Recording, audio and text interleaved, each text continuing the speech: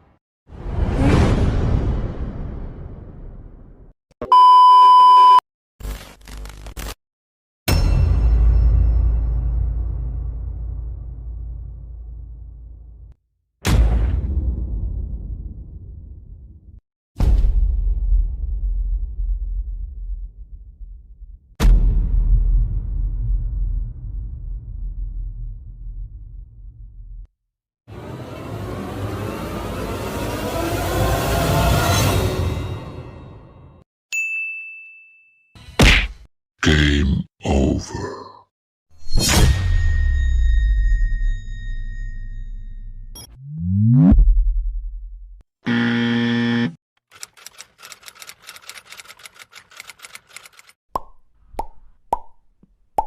A few moments later.